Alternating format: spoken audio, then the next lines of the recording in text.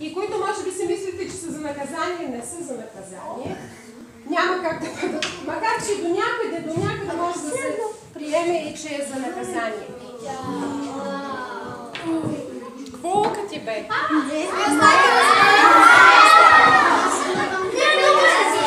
Значи по-не за по-добрите.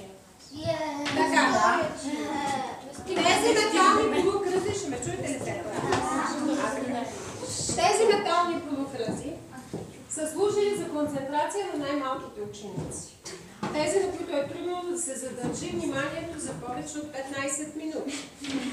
Хващат се, ето така, това се сваля надолу, те се хващат около металния полукръг, а в средата застава големия помощник, големия ученик, който показва по тези таблици.